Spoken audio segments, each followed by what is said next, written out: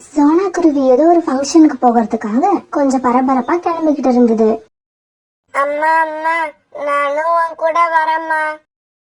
குக்கு, அங்க வந்து நீ என்ன பண்ண போற? நாங்க பேசிக்கிட்டு இருக்கப்ப எங்க வாயை பாத்துக்கிட்டு இருப்ப. அதுக்கு நீ வீட்டுல இருந்து விளையாண்டுக்கிட்டு இரு. அம்மா போயிட்டு சீக்கிரமா வந்துடுற.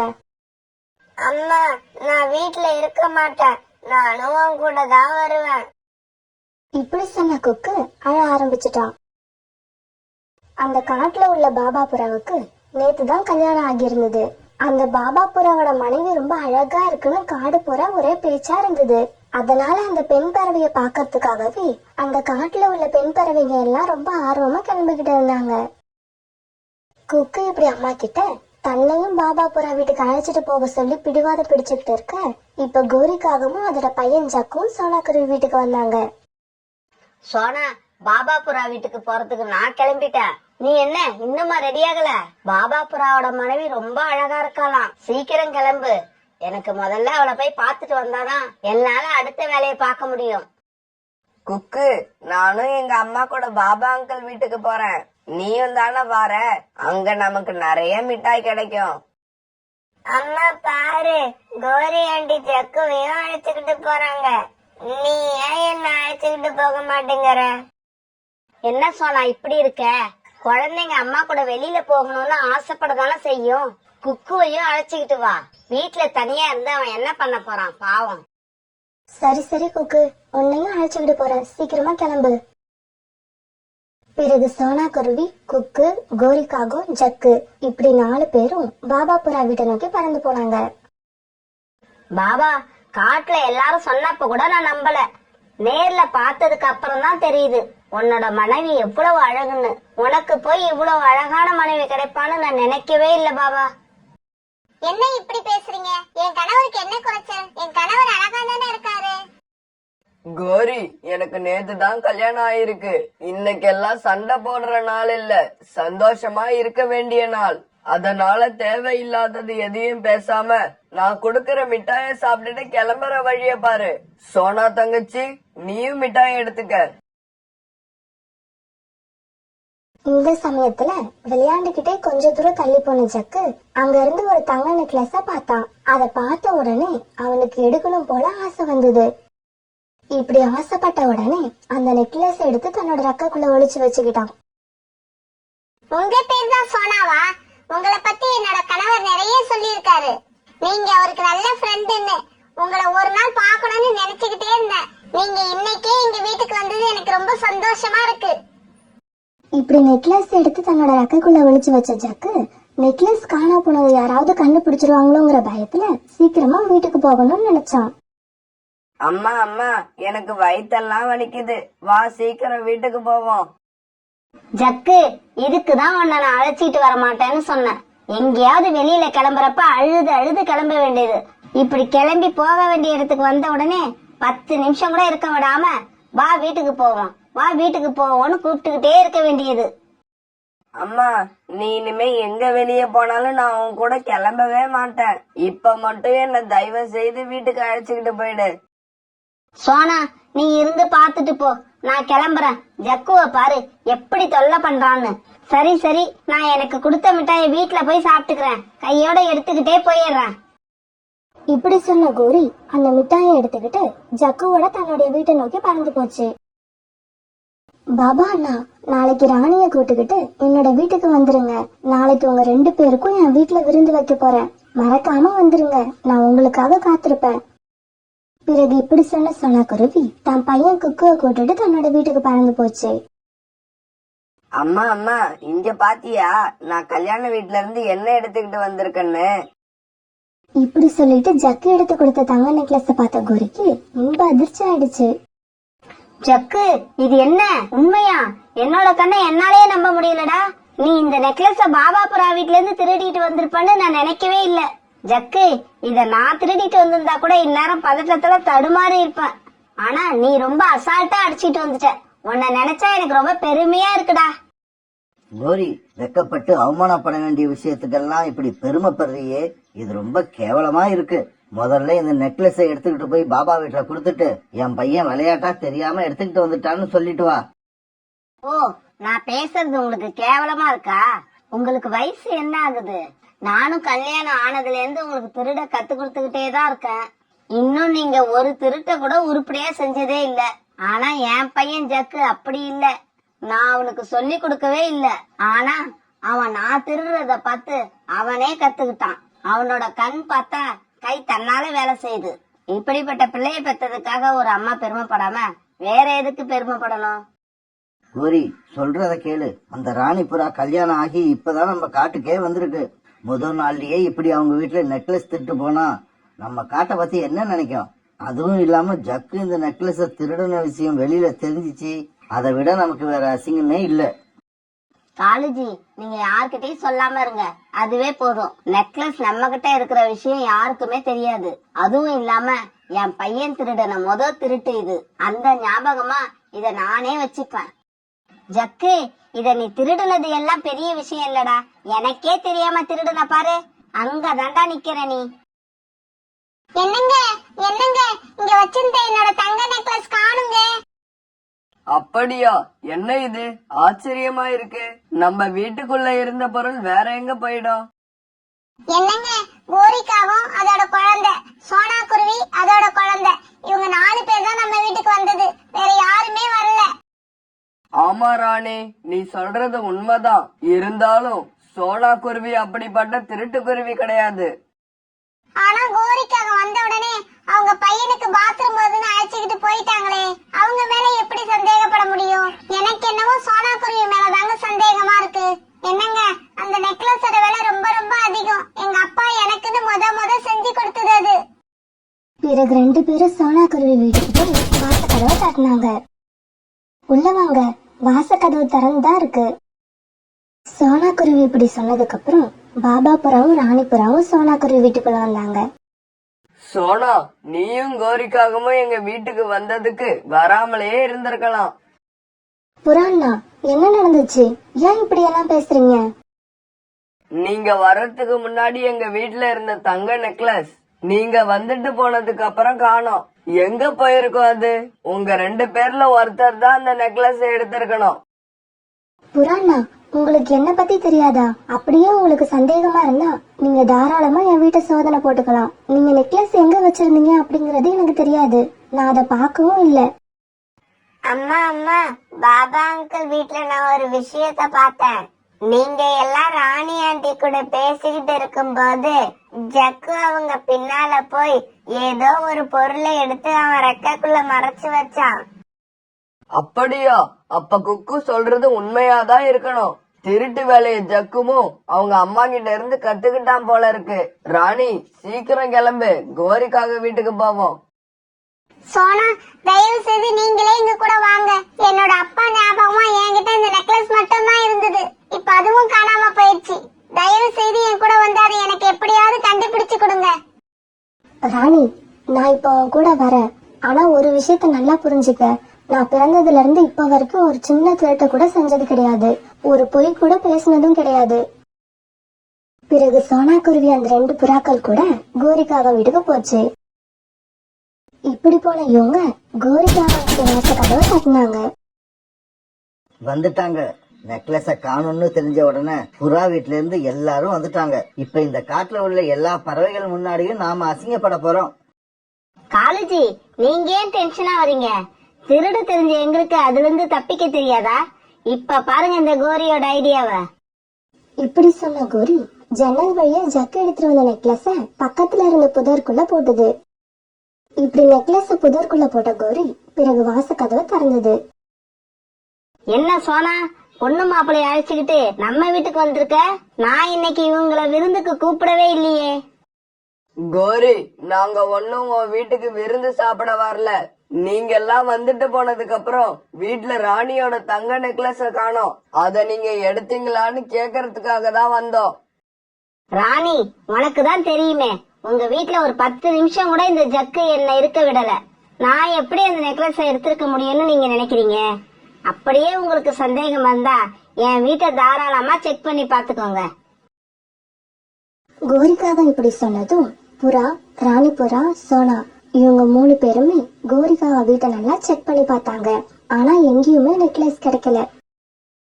கோரிக்காக வீட்டுல நெக்லஸ் எப்படியாவது கிடைச்சிரும்னு நம்பிக்கையில வந்த பாபா புறாவுக்கும் ராணி புறாவுக்கும் இப்ப ரொம்ப ஏமாற்றம் ஆயிடுச்சு. எங்க அப்பா எனக்கு ரொம்ப ஆசையா வாங்கி கொடுத்த நெக்லஸ் அது. அந்த நெக்லஸ் இப்ப என்கிட்ட இல்ல. அது இப்ப என்கிட்ட இல்லன்னு நினைக்கிறப்ப என் உடம்புல தெம்பே இல்லாத மாதிரி இருக்கு. ராணி, நீ அழாத, கவலைப்படாம இரு. நான் உனக்கு அதே மாதிரி வேற ஒரு தங்க நெக்லஸ் வாங்கி தரேன்.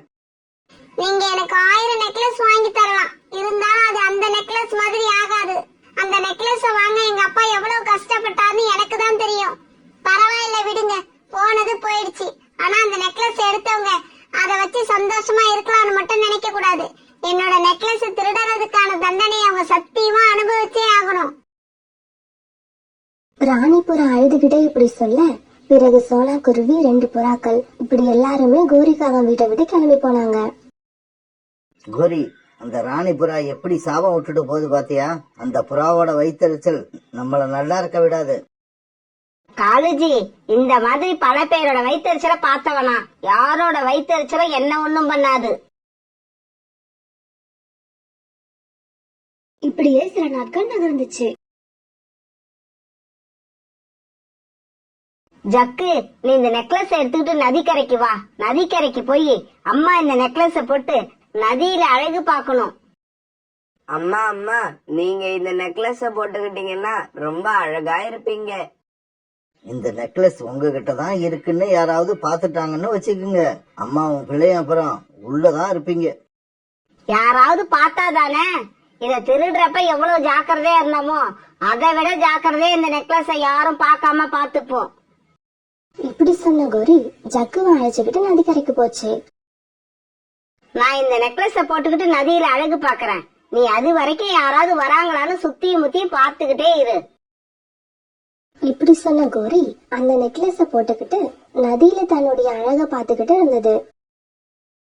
ஜக்கு நதிக்கரைக்கு யாராவது வராங்களான்னு இப்படியும் அப்படியும் பாத்துக்கிட்டு இருந்தான். ஆனா கோரிக்காகத்துக்கும் ஜக்குவுக்கும் தெரியாம அவங்க 2 பேரையும் 2 திருட்டு ஆந்தைங்க கண்காணிச்சுக்கிட்டு இருந்தாங்க. பாஸ் பாஸ், அங்க பாருங்க, கோரிக்காக கழுத்துல இருக்க நெக்லஸ் ரொம்ப அழகா இருக்கு. டேய் முட்டாள், அது அழகு மட்டும் இல்லடா, அதோட விலையும் ரொம்ப அதிகமா இருக்கும் போல இருக்கு. பாஸ், அந்த நெக்லஸ் மட்டும் அண்ணி கழுத்துல இருந்தா எவ்வளவு அழகா இருக்கும். நீ சொல்றதும் உண்மைதான். ஆனா அதை என் மனைவி கழுத்துல போட்டா அழகா இருக்காளோ இல்லையோ, ஆனா அவ ரொம்ப சந்தோஷப்படுவா. அதுக்காகவாவது இதை இப்ப நாம எடுத்துக்கிட்டு போயே ஆகணும். இப்படி பேசிக்கிட்ட ஆந்தைங்கள் 2ம் கோரிக்காக கிட்ட பறந்து போச்சுங்க. இப்படி போன ஆந்தைங்க 2ம் கோரிக்காக மேல பாஞ்சு அதை அடிக்க ஆரம்பிச்சாங்க. யார் நீங்க? யார் நீங்க? என்ன எதுக்காக அடிக்கிறீங்க? நீங்க என்ன செஞ்சாலும் சரி, அந்த நெக்லஸ் மட்டும் நான் கொடுக்கவே மாட்டேன். ஆனா இந்த நெக்லஸ் கொடுக்கலன்னா நாங்களும் விடவே மாட்டோம் அப்படிங்கிற மாதிரி அந்த ஆந்தைங்களும் கோரிக்காக விடாம அடிச்சுக்கிட்டே இருந்தாங்க. அம்மா அம்மா, நீங்க இந்த நெக்லஸ் அவங்க கிட்ட கொடுத்துருங்க. நீங்க அடி வாங்காதீங்கம்மா, நெக்லஸ் அவங்க கிட்ட கொடுத்துருங்க. ஜக்கு இப்படி சொல்லி அழுதுகிட்டே இருந்தான். ஆனா ஜக்கு சொன்னது எதுவும் கோரிக்காக காதுல வாங்காம ஆந்தைங்க கிட்ட இருந்து அந்த நெக்லஸ பாதுகாக்கிறதுலயே புரிய இருந்தது. ஆனா கடைசியா அந்த 2 ஆந்தைங்களும் கோரிக்காகத்தை அடிச்சு போட்டுட்டு அந்த நெக்லஸ எடுத்துக்கிட்டு பறந்து போயிட்டாங்க. அந்த ஆந்தைங்க அப்படி அந்த நெக்லஸ கோரி கிட்ட இருந்து பிடிச்சு இழுக்கிறப்ப கோரியோட ரெக்கையில மாட்டி ஒரு ரெக்கையும் துண்டாகி கீழே வந்துடுச்சு.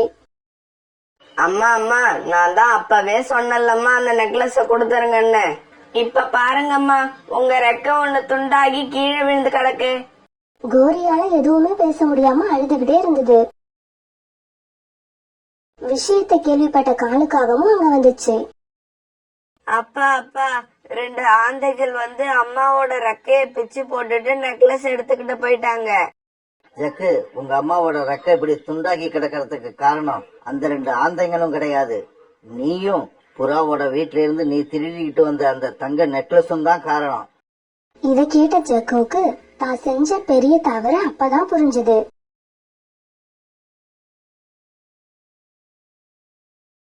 அம்மா, எனக்கு நல்லா ஞாபகம் இருக்கு. அப்பா கூட நாம இங்க ஒரு தடவை வந்தப்ப அப்பாவோட தோல்ல ஏறி குதிச்சு குதிச்சு விளையாண்டுகிட்டு இருந்தேன். அப்ப எனக்கு ரொம்ப சந்தோஷமா இருந்துச்சு. எனக்கு நல்லா ஞாபகம் இருக்கு. குக்கு இப்படி பேசிக்கிட்டே இருக்க அவங்க அம்மா சோனா குருவி கண்ணுல இருந்து கண்ணீரா ஊதுச்சு. அம்மா என்னம்மா நீ, நான் அப்பாவை பத்தி ஏதாவது பேசினாலே அழ ஆரம்பிச்சிடுற. அது ஒண்ணும் இல்லடி செல்லம், அம்மா கண்ணுல ஏதோ தூசி விழுந்துருச்சு, அதனாலதான் கண்ணீர் வருது. நீங்க அம்மா கிட்ட வாங்க, அம்மா உங்களை தோல்ல தூக்கிக்கிறேன். நீங்க அப்பா மேல எப்படி விளையாண்டீங்களோ அதே மாதிரி அம்மா தோல்ல ஏறி விளையாடுங்க. அம்மா நான் உங்ககிட்ட ஒரு விஷயம் சொல்லவா? சொல்லு குக்கு, என்ன விஷயம்? அம்மா அப்பா என்ன ஒரு நிமிஷம் கூட சும்மாவே இருக்க விட மாட்டாங்க. நான் விளையாட போலன்னா கூட அவங்களா என்கிட்ட வந்து விளையாட ஆரம்பிச்சிருவாங்க. சோனா குருவியும் அதோட பையன் குக்கும் இறந்து போன ராணாவை பத்தி இப்படியே பேசிக்கிட்டு இருந்தாங்க. குக்குவோட அப்பா ராணா இறந்து போய் கொஞ்ச நாள் தான் ஆகுது. திடீர்னு வந்த ஒரு காய்ச்சல் ராணாவோட உயிரையே எடுத்துட்டு போகும்னு யாருமே நினைக்கல. சோனா குக்கு மேல உயிரையே வச்சிருந்தது. அதனால அவனுக்கு அப்பா இல்லாத குறையே தெரியாம வளர்க்கறதுக்கு ரொம்ப முயற்சி பண்ணுச்சு. ஆனா குக்கு அது எல்லாத்தையும் தாண்டி பாப்பா அப்பாவை பத்தி பேசிக்கிட்டே இருந்தான். குக்கு, இப்ப சாயங்காலம் ஆக போகுது, வாங்க நம்ம வீட்டுக்கு போகலாம். அம்மா எனக்கு இங்க இருக்க ரொம்ப ஆசையா இருக்கு. இன்னும் கொஞ்ச நேரம் இங்க இருந்துட்டு போவோமா? குக்கு செல்லம், இப்ப நீங்க அம்மா பேச்சை கேட்டு வீட்டுக்கு வந்தீங்கன்னா உங்களை நான் அடுத்த வாரமும் இங்கேயே அழைச்சுக்கிட்டு வருவேன். சோனா இப்படி சொன்னதை கேட்ட குக்கு ரொம்ப சந்தோஷமா அம்மா கூட வீட்டுக்கு பறந்து போனான். சோனா முன்னால பறந்து போக குக்கு அம்மாவை ஃபாலோ பண்ணிக்கிட்டே பறந்து போனான். ஏன்னா குக்கு இப்பதான் பறக்க ஆரம்பிச்சதால வெளியில போய் வரத்துக்கு இன்னும் அவனுக்கு சரியா வழி தெரியாது. இப்படி அம்மாவும் பையனும் பறந்து வந்துகிட்டு இருக்கப்ப திடீர்னு காத்து வேகமா வீச ஆரம்பிச்சது. இந்த அளவு வேகமான காத்து எங்க இருந்து வந்ததுன்னே தெரியல. ஆனா பறந்து போய்கிட்டு இருந்த சோனாவுக்கும் அது பையன் குக்குவுக்கும் இது ரொம்ப கஷ்டத்தை கொடுத்தது. குக்கு அந்த காத்துல பறக்க முடியாம ரொம்ப சிரமப்பட்டான். அப்ப திடீர்னு காத்தோட வேகம் இன்னும் அதிகரிச்சதால குக்குவால சுத்தமா பறக்க முடியாம போக காத்து அவனை தன்னோட வழியில இழுத்துட்டு போக ஆரம்பிச்சது. குக்கு, சீக்கிரமா அம்மா பின்னாலேயே பறந்து வாங்க, காத்து வேகமா அடிக்குது, வேற எங்கேயும் போயிடாத, அம்மா பின்னாலேயே வா. இப்படி சொல்லிக்கிட்டே வந்த சோனா திடீர்னு திரும்பி பார்க்க அங்க குக்குவை காணோம். குக்கு, குக்கு எங்க போன? குக்கு, ஐயோ என்னோட குக்குவை காணுமே, எங்க போனான்னு தெரியலையே. குக்குவை காணுமேங்கிற பதட்டத்துல சோனா குருவி இப்படி கத்திக்கிட்டு இருக்கும் போது காத்து சோனா குருவியை வேற திசையில இழுத்துட்டு போக ஆரம்பிச்சது. இப்படி காத்து இழுத்துக்கிட்டு போன திசையில எல்லாம் போன சோனா குருவி வழியில ஒரு மரம் குறுக்கிட்டதால அதுல மோதி கீழே விழுந்துருச்சு. அப்ப ராத்திரியும் ஆயிடுச்சு. மரத்துல மோதி மயக்கமாகி கீழே விழுந்த சோனா மயக்கம் தெரியாம அதே இடத்துல அப்படியே கிடந்தது. அம்மாவும் பிள்ளையும் அந்த அருவிக்கரையை விட்டு கிளம்புறப்ப எவ்வளவு சந்தோஷமா இருந்தாங்களோ இப்ப அந்த சந்தோஷம் அப்படியே துக்கமா மாறிடுச்சு. மறுநாள் பொழுது விடிஞ்சிச்சு. காலையிலேயே சூரியனோட வெப்பம் ரொம்ப அதிகமா இருந்தது. நேத்து சாயங்காலம் அவ்வளோ வேகமா காத்து வீசின காடா இதுன்னு கேக்குற மாதிரி இப்ப காடு ரொம்ப அமைதியா இருந்தது. அந்த சமயத்துல உணவு தேட கிளம்பி வந்த புறாவும் கிளியும் கீழே ஏதோ ஒரு பறவை விழுந்து கிடக்கிறத பார்த்தாங்க. புறா, அங்க பாரு, கீழே ஏதோ ஒரு பறவை விழுந்து கிடக்கு. எனக்கு என்னவோ பாக்கிறதுக்கு சோனா குருவி மாதிரியே இருக்கு. கிளி, நீ சந்தேகப்பட்டது சரிதான். இங்க விழுந்து கிடக்கிறது சோனா குருவிதான். ஆனா இது எப்படி இங்க வந்து விழுந்து கிடக்குது?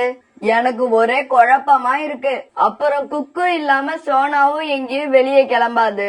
அப்பன்னா குக்கு எங்க போனா? சோனா எழுந்துரு, எப்படி இந்த இடத்துக்கு வந்த? கண்ணை திறந்து பாரு சோனா, கண்ணை திறந்து எங்களை பாரு. கிளி இப்படி ரொம்ப வேகமா கத்துனதுக்கு அப்புறம் சோனா குருவி மெதுவா கண்களை திறந்து பார்த்தது. ரீட்டா, புறாண்ணா, நேத்து சாயங்காலம் வேகமா வீசின காத்துல நானும் என் குக்குவும் மாட்டிக்கிட்டோம். என் குக்கு எங்க போனானே தெரியல. தயவு செய்து அவனை தேடுங்க, அவனை கண்டுபிடிங்க. சோனா, உன் பையன் குக்குவை தேடிதான் ஆகணும். அதுக்கு முன்னாடி உன்னை நாங்க கொண்டு போய் வீட்டுல விட்டுட்டு வந்துடுறோம். இப்படி சொன்ன புறாவும் ரீட்டா கிளியும் சோனா குருவியை தூக்கிக்கிட்டு அதோட வீட்டுக்கு போனாங்க. புறாண்ணா, என்னோட ரக்கையில அடிபட்டு இருக்குன்னு நினைக்கிறேன். வலி அதிகமா இருக்கு, அதனால என்னால இப்ப பறக்க முடியாது. தயவு செய்து நீங்க 2 பேரும் என் பையன் குக்குவை போய் தேடுங்க. அவன் இப்ப எந்த நிலைமையில எப்படி இருக்கானே தெரியல. தயவு செய்து அவனை காப்பாத்துங்க. சோனா, நீ அழாம இரு, நாங்க போய் குக்குவை தேடி பாக்குறோம். நேத்து வேகமா வீசின காத்துல அவனும் உன்ன மாதிரி ஏதாவது மரத்துல மோதி விழுந்திருப்பான், இல்லன்னா ஏதாவது புதற்காட்டுல மாட்டிக்கிட்டு இருப்பான்னு நினைக்கிறேன். நாங்க எப்படியாவது அவனை போய் கண்டுபிடிக்கிறோம். இப்படி சொன்ன புறாவும் ரீட்டா கிளியும் சோனா குருவி வீட்டை விட்டு பறந்து போனாங்க. புறா, எனக்கு என்னவோ சோனாவோட பையன் குக்கு உயிரோட இருப்பாங்கிற நம்பிக்கையே இல்ல. நீ என்ன நினைக்கிற? நீ சொல்றது வாஸ்தவம் தான் ரீட்டா. அவ்வளவு வேகமா வீசின காத்துல சிக்கிக்கிட்ட சின்ன பறவைங்க உயிரோட இருக்கணும்னா அது ரொம்ப அதிசயம்தான். இருந்தாலும் நாம இப்ப அவனை தேடிதான் ஆகணும். சரி வா, நாம அவனை போய் தேடுவோம். பிறகு இப்படி பேசிக்கிட்டே புறாவும் ரீட்டா கிளியும் தங்களால முடிஞ்ச அளவு உயரமா பறந்து சோனா குருவியோட பையன் குக்குவை தேட ஆரம்பிச்சாங்க. இதே சமயத்துல நேத்து காலையில பக்கத்து காட்டுல இருந்த தன்னோட அம்மா வீட்டுக்கு போயிருந்த கோரிக்காகவும் காலுக்காகவும் இப்ப தங்களோட காட்டுக்கு திரும்பி வந்துகிட்டு இருந்தாங்க. ரொம்ப தூரம் பறந்து வந்த இவங்க களைச்சு போனதால ஒரு மரத்துல உட்காந்து ஓய்வெடுத்தாங்க. கோரி, நான் உனக்கு மட்டும்தான் சமைக்க தெரியாதுன்னு நினைச்சுக்கிட்டு இருந்தேன். நேத்து தான் தெரிஞ்சது உங்க அம்மாவுக்கும் இன்னும் சமைக்க தெரியலன்னு. ஓஹோ, அப்படியா காலேஜி? அதனாலதான் உங்க தட்டுல வச்ச பிரியாணிய ஒரு பருக்க கூட விடாம காலி பண்ணினீங்க போல இருக்கு. கோரி, சாப்பிட்டாதான் உயிர் வாழலாங்கிற நிலைமை வர்றப்ப எதுக்கு இருக்கிறது எதுவா இருந்தாலும் சாப்பிட்டு தானே ஆகணும். இப்படி இவங்க 2 பேரும் பேசிக்கிட்டே இருக்கிறப்ப திடீர்னு கோரியோட பார்வை பக்கத்துல இருந்த ஒரு புதார் காட்டை பார்த்தது. அந்த புதார் காட்டுல ஒரு சின்ன பறவை மயக்கமாகி கிடந்ததை பார்த்த கோரிக்காகவும் காலுக்கிட்ட இப்படி சொல்லுச்சு. காலேஜி, சீக்கிரம் வாங்க, அந்த புதருக்குள்ள ஒரு சின்ன பறவை ஒண்ணு விழுந்து கிடக்கு. பிறகு 2 பேரும் அந்த புதர் காட்டுக்கு பறந்து போனாங்க. கோரி, இது நம்ம சோனா குருவியோட பையன் குக்கு. குக்கு மட்டும் இங்க தனியா எப்படி வந்து விழுந்திருப்பான்? இவன் உடம்புல நிறைய காயம் வேற இருக்கு. கோரி, இவனை சீக்கிரமா ஹாஸ்பிட்டலுக்கு அழைச்சிட்டு போகணும்னு நினைக்கிறேன். ஏன்னா இவன் இருக்கிற நிலைமை ரொம்ப மோசமா இருக்கு. சரி சரி வாங்க, இவன் அந்த புதற்காட்டை விட்டு தூக்கி பருந்து டாக்டர்கிட்ட அழைச்சிட்டு போவோம். சோனா வேற இவனை பார்க்காம ரொம்ப அழுதுகிட்டு இருக்கும். பிறகு காலுவும் கோரியும் குக்குவை அந்த புதற்காட்டை விட்டு தூக்கி பருந்து டாக்டர் கிட்ட அழைச்சிக்கிட்டு போனாங்க. இவனுக்கு ரெக்கையிலயும் உடம்புலயும் கொஞ்சம் காயங்கள் அதிகமா தான் இருக்கு. இருந்தாலும் பயப்படுறதுக்கு ஒண்ணும் இல்ல. நான் மருந்து தாரேன், அது வேலைக்கு போட்டா இந்த காயங்கள் சீக்கிரம் ஆறி போயிடும். நல்ல வேலையா புதற்காட்டுல கடந்த இவனை நீங்களாவது பாத்தீங்க. இன்னைக்கு பூரா யாரும் பார்க்காம இருந்திருந்தா இவன் கண்டிப்பா உயிரோடவே இருந்திருக்க மாட்டான். பருந்து டாக்டர், இவன் இப்ப கண்ணு முழிச்சிருவானா? மயக்கம் தெளிஞ்சிருமா? மருந்து கொடுத்திருக்க, இன்னும் சரியா 5 நிமிஷத்துக்குள்ள இவன் கண் விழிச்சு பாத்துருவான். இதே சமயத்துல குக்குவை தேடி வந்த புறாவும் ரீட்டா கிளியும் அந்த புதர் காட்டு பக்கம் வந்தாங்க. இப்படி வந்த இவங்களோட பார்வை அந்த புதர் காட்டுல கடந்த 4-5 இறகுகள் மேல பட்டதால உடனே அந்த புதர் காட்டு கிட்ட போனாங்க. புறா, இந்த இறகுகள் குக்குவோடையதுதான், எனக்கு நல்லா தெரியும். அதே கலர், சின்ன சின்ன இறகுகள். ரீட்டா, தான் பையன் உயிரோட இருப்பாங்கிற சோனாவோட நம்பிக்கை இதோட முடிஞ்சு போயிடுச்சு. ஏதோ ஒரு பெரிய கழுகுதான் குக்குவை கொன்னு தின்னு இருக்கணும். புறா, நீ சொல்றத நானும் ஒத்துக்கிறேன். அப்படிதான் நடந்திருக்கணும். எதுக்கும் ஒரே ஒரு இறக மட்டும் எடுத்துக்கிட்டு போவோம். அத காமிச்சாதான் சோனா குருவியும் குக்கு இறந்து போனதை நம்பும். இப்படி பேசிக்கிட்ட இவங்க குக்குவோட ஒரு இறகை எடுத்துக்கிட்டு அங்க இருந்து சோனா குருவி வீட்டுக்கு பறந்து போனாங்க. புறானா ரீட்டா, என்ன நீங்க 2 பேர் மட்டும் தனியா வந்திருக்கீங்க? என் பையன் எங்க? சோனா குருவி கேட்ட கேள்விக்கு எந்த பதிலும் சொல்லாம ரீட்டா கிளியும் புறாவும் மௌனமா இருந்தாங்க. புறா அண்ணன், ஏதாவது பதில் சொல்லுங்க. என் பையனை நீங்க எங்கேயுமே பாக்கலையா? அவன் கிடைக்கவே இல்லையா? சோனா, நீ ரொம்ப தைரியமா இருக்க வேண்டிய நேரம் இது. எது நடந்தாலும் நல்லதுன்னு நினைச்சு உன் மனசை தேத்திக்க. சோனா, இந்த இறக பாரு. இது யாரோட இறகுன்னு உன்னால சொல்ல முடியுதா? இந்த இறகு என் குக்குவோடது. இந்த இறகு குக்குவோடதேதான். இந்த இறகு உங்களுக்கு எங்க இருந்து கிடைச்சது? என் குக்கு எங்க? சோனா, ஒரு புதற்காட்டுல இந்த மாதிரி 4-5 இறகுகள் மட்டும்தான் கடந்தது. குக்கு அங்க இல்ல. அங்க கொஞ்சம் ரத்த கரையும் இருந்தது. குக்கு ஏதாவது கழுகு சாப்பிட்டுட்டு இருக்கும்னு நினைக்கிறேன். இதுக்கு மேல குக்கு உயிரோட இருக்க வாய்ப்பே இல்ல. குக்கு, என் செல்லமே, அம்மா விட்டுட்டு எங்கடா போனீங்க? நீங்க இல்லாம அம்மா மட்டும் இனிமே எப்படிடா வாழ முடியும்? சோனா இப்படி சொல்லிட்டு ரொம்ப அழ ஆரம்பிச்சது. சோனா அழ ஆரம்பிச்ச உடனே அதை பார்த்து கிளியும் புறாவும் கூட அழ ஆரம்பிச்சாங்க. தான் பையனோட இறக பார்த்த உடனே அவன் உயிரோட இருப்பான்ற நம்பிக்கை சோனாக்கு கொஞ்சம் கூட இல்ல. குக்கு, நீ கொஞ்ச நேரம் காலு கூட பேசிக்கிட்டு இங்கேயே இரு. நான் உள்ள போய் உங்க அம்மா என்ன பண்ணுதுன்னு பாத்துட்டு வரேன். ஆமா, இப்படி 3 பேரும் சேர்ந்து அழுதுகிட்டு இருக்கீங்களே, அப்படி என்னதான் நடந்தது? எனக்கும் என்னன்னு சொன்னா நானும் சேர்ந்து அழுவன்ல. கோரி அக்கா, என் பையன் இறந்துட்டான். உங்களை கோரி ஆண்டின்னு வாய் நிறைய கூப்பிடுவான்ல, அந்த குக்கு இப்ப உயிரோட இல்ல. சோனா குருவி இப்படி அழுதுகிட்டே கோரி கிட்ட இதையெல்லாம் சொல்ல கோரி அதையெல்லாம் காதுல வாங்கவே இல்ல. அதெல்லாம் இருக்கட்டும் சோனா, உங்க வீட்ல இப்ப சக்கரை இருக்கா இல்லையா? எனக்கு என்னவோ இப்ப பாயாசம் சாப்பிடணும் போல இருக்கு. முடிஞ்சா நீ செஞ்சு எங்க எல்லாருக்கும் கொடு. உன்னால முடியலன்னா சொல்லு, நான் செஞ்சு உங்க எல்லாருக்கும் தாரேன்.